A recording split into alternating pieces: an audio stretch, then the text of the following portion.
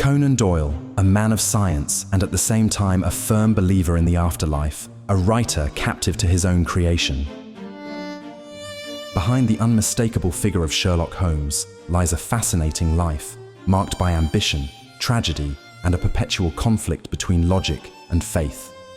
Today, we delve into an in-depth analysis of his life and work, approaching them from chronological, literary, and human perspectives.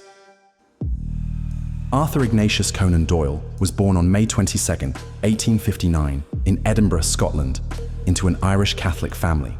His father, Charles Doyle, was a talented illustrator, but struggled with alcoholism and mental health issues. His mother, Mary Foley, was an educated woman with a passion for literature who nurtured Arthur with medieval stories, legends, and Gothic novels. This dual childhood, between artistic beauty and domestic chaos, left a deep mark on his narrative sensitivity. From an early age, Arthur showed a vivid imagination. His mother encouraged this creativity by telling him tales of chivalrous heroes, stories of British history, and Celtic legends. These tales, combined with the melancholic and sometimes somber atmosphere of his home, sowed in him a lasting attraction to the extraordinary, the mysterious, and the heroic. At the age of 9, he was sent to a Jesuit boarding school in Stonyhurst, England. There, he endured the rigidity of a discipline-based education, but also developed a passion for reading. Walter Scott, Edgar Allan Poe, and Fenimore Cooper were key influences. Stories of knights, mysteries, and explorers began to shape the imagination of the future writer. In 1876, at age 17, he began studying medicine at the University of Edinburgh. He was an outstanding student, but what truly changed his life was meeting Dr. Joseph Bell. Bell was a Scottish physician known for his almost magical powers of deduction. Conan Doyle worked as his assistant and was fascinated by Bell's ability to deduce personal details about patients just by observing them. Years later, Doyle would publicly acknowledge that Bell was the direct inspiration for Sherlock Holmes. More than that, Bell was not only a model for Holmes, but also represented for Doyle the ideal of scientific reasoning that contrasted with his own interest in the occult. And I used, as a student, to have an old professor, his name was Bell, who was extraordinarily quick at deductive work. He would look at the patient, he would hardly allow the patient to open his mouth, but he would make his diagnosis of the disease and also very often of the patient's nationality and occupation and other points entirely by his power of observation. During his university years, Doyle began writing short stories to earn extra money. His first published tale was The Mystery of Sasassa Valley in 1879, a short story with exotic and mysterious tones published in Chambers's Edinburgh Journal. The publication, though modest, encouraged him to keep writing. In 1880, he embarked as a ship's doctor on a whaler bound for the Arctic. This experience was fundamental. Facing the harshness of ice, the solitude of the ocean, and the forced camaraderie of a hardened crew gave him a clear vision of human courage in the face of adversity. He was deeply struck by nature's indifference to human life, a theme that would later echo in his adventure stories. In 1881, he graduated as a doctor, and in 1882, he opened a small medical practice in Portsmouth. At first, he had almost no patients, which left him time to write. It was in those quiet afternoons that he conceived his first major novel, A Study in Scarlet. Written in just 3 weeks, it was published in 1887 by Ward, Lock & Co. for only £25. The novel introduced Sherlock Holmes and Dr. John Watson, and although it initially went almost unnoticed, it planted the seed for one of the most iconic figures in world literature. His choice of the detective genre was no accident. He was fascinated by the rise of criminology and forensic science, which were just beginning to be recognized as serious disciplines. Doyle wrote A Study in Scarlet, not just to entertain, but to show that a detective could use the scientific method. Through Holmes, Doyle expressed his admiration for rational analysis, meticulous observation, and logic as tools to uncover truth. In a world still torn between superstition and reason, Holmes was a declaration of principles. It always annoyed me how in the old-fashioned detective story, the detective always seemed to get at his results either by some sort of lucky chance or a fluke, or else it was quite unexplained how he got there. He got there, but he never gave an explanation how. Well, that didn't seem to me quite playing the game. It seemed to me that he's bound to give his reasons why he came to his conclusions. In 1889, his publisher organized a dinner between Conan Doyle and Oscar Wilde. At first, both eyed each other warily, as they were very different men, but they soon hit it off. That dinner led Wilde to write The Picture of Dorian Gray, and Doyle to begin The Sign of the Four. Conan Doyle joked, "Oscar spoke as if dictating eternal truths. I just wanted to write something with murders." In 1890, Doyle published The Sign of the Four, further establishing Holmes's universe. This novel added elements of adventure, romance, and mystery, influenced by Wilkie Collins's novels and the colonial themes of the British Empire. In the context of British imperial expansion, the novel also reflected the moral tensions of the time, exploring greed, punishment, and the legacy of colonialism. Despite the success, Doyle did not want to be known only for a detective.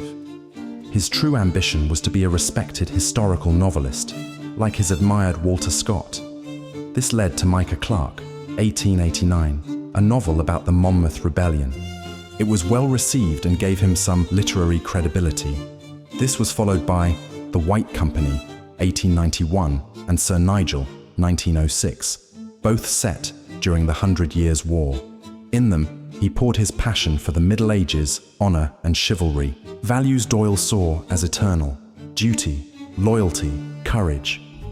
However, it was with the publication of the Holmes short stories in the Strand magazine that Doyle found massive fame.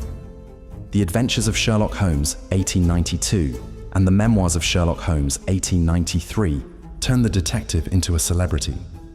Sidney Paget, the illustrator of the stories, helped solidify Holmes's visual identity. A charming anecdote is that the famous deerstalker cap never appears in the books. It was Sidney Paget who gave it to Holmes in the illustrations. Conan Doyle jokingly said, "I created Holmes, but Paget dressed him." Holmes became part of popular culture, so much so that people began sending letters addressed to Sherlock Holmes at 221B Baker Street, asking for help with real crimes. Some believed Holmes was a real person. Doyle would sometimes respond with British humor. "Holmes is too busy saving the Empire. Try Scotland Yard." Well, the curious thing is how many people there are in the world who are perfectly convinced that he is a living human being.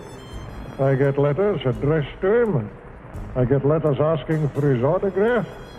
Get letters addressed to his rather stupid friend, Watson. I've even had ladies writing to say that they'd be very glad to act as his housekeeper.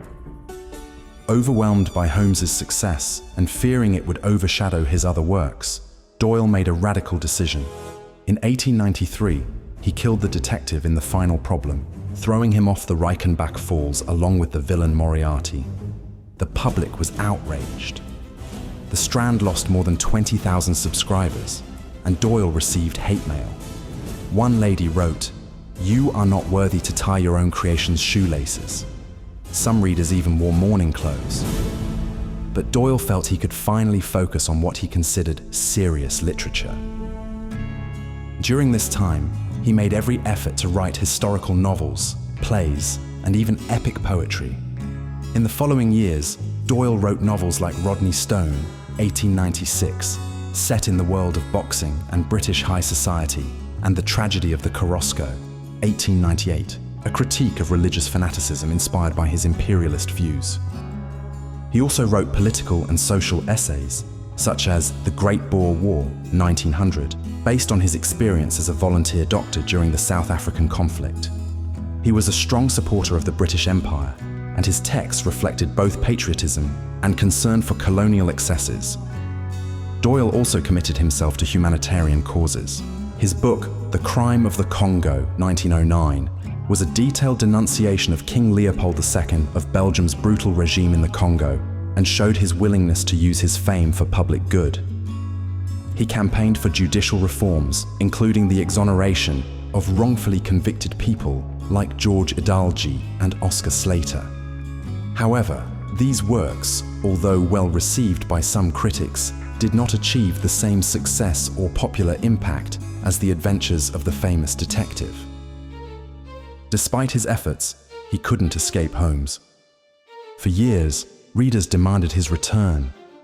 Eventually, Doyle gave in with irony. "It's not my fault," he said. "It's those readers who refuse to accept his death." In 1901, he published The Hound of the Baskervilles, set chronologically before Holmes's death. The novel was a tremendous success. In 1903, he officially revived Holmes in The Adventure of the Empty House, included in The Return of Sherlock Holmes, 1905. In 1912, Doyle surprised the world with The Lost World, introducing Professor Challenger, a daring, egotistical scientist who discovers a plateau in South America inhabited by dinosaurs. Influenced by advances in paleontology and Victorian explorer tales, this novel opened the way to a new genre, adventure science fiction. Challenger represented a different side of Doyle's thinking, fascination with the unknown and the boundaries of science. During the aviation craze, Conan Doyle became interested in hot air ballooning. He bought one without knowing how to pilot it and planned to launch from his garden. His horrified friends stopped him. "You could have ended up in France or the sea," they said. He replied, "That would have made a great story." World War I marked a turning point in Arthur Conan Doyle's life. Though already over 50 and not called to the front, the war's tragedy affected him deeply. He actively supported wounded soldiers as a doctor. His patriotism intensified, and he became a fervent supporter of the British war effort. He wrote articles and speeches to boost national morale and engaged in social causes related to the conflict. This period also transformed his work. While he never completely abandoned Sherlock Holmes, his interest in the logical detective waned. Instead, he turned to adventure novels and war-themed tales, such as his Professor Challenger stories. Additionally, the death of his son Kingsley, his brother, 2 brothers-in-law, 2 nephews, and several close friends awakened in Doyle a desperate search for answers, a need to believe in life after death. This spiritual side, which he had already begun to explore, took on a new meaning after the horrors of the war.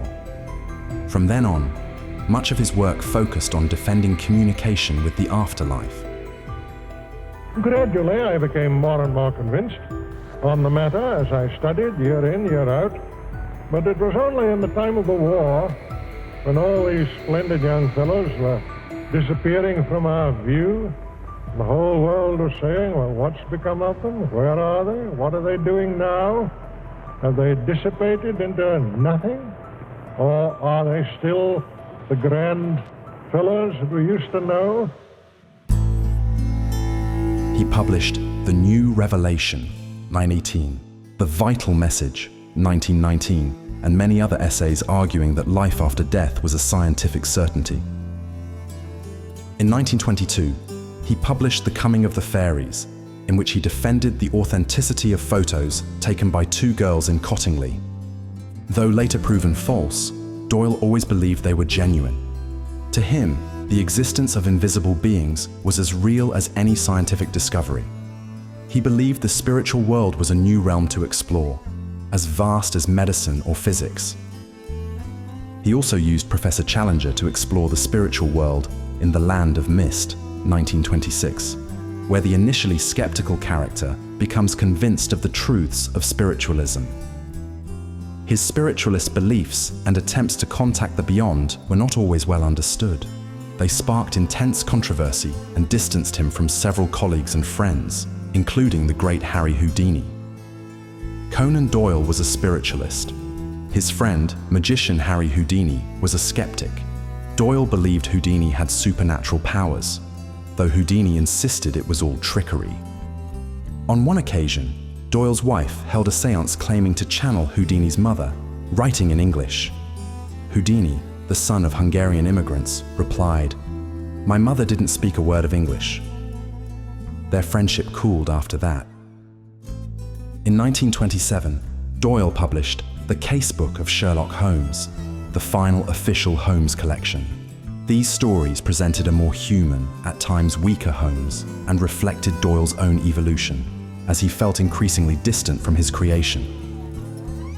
Arthur Conan Doyle died on July 7, 1930, at age 71, in his home in Crowborough. He died holding his wife's hand and whispering that he was not afraid of what was coming. Well, goodbye. Come along. Okay. He left behind a diverse and abundant body of work. Over 60 Sherlock Holmes short stories and 4 novels, 5 Professor Challenger novels, dozens of historical novels, political essays, spiritualist treatises, poetry, theatre, and social criticism. Conan Doyle was many things: doctor, writer, soldier, spiritual crusader, but also a jokester, a man of contradictions, passionate, and deeply human.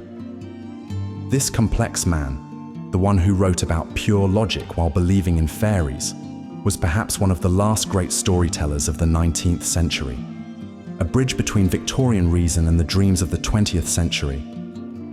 And it is precisely that tension between what can be proven and what one wishes to believe that keeps Arthur Conan Doyle fascinating more than a century later.